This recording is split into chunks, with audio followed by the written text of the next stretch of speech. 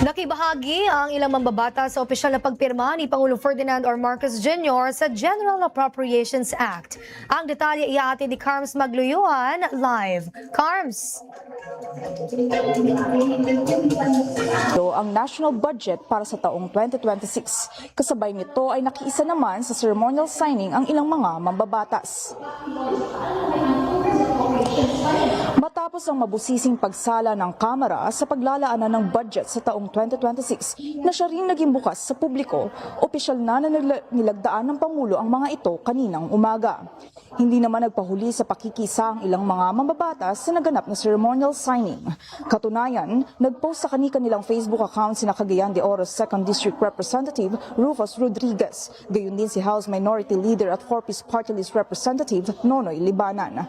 Sa kanyang Facebook post, ibinahagi ni Rodriguez ang pagkakataong nakaharap si Pangulong Ferdinand R. Marcos Jr. na kanyang inaya na mag-selfie, binati ng manigong bagong taon at pinasalamatan sa paglagda ng budget kung saan ay naasahan na maghahatid ng malaking pakinabang sa mga Cagayanons. Matatandaang si Rodriguez ang isa sa mga nagtulak ng budget. Naka-session break pa ang Kamara ay talaga namang sinisiguro ng mga mambabatas na tuloy ang serbisyo at nakatuon ang kanilang atensyon hanggang sa dulo ng pagproseso ng pagsasabatas ng 2026 national budget. At yan lang munang latest dito, balik sa inyo dyan.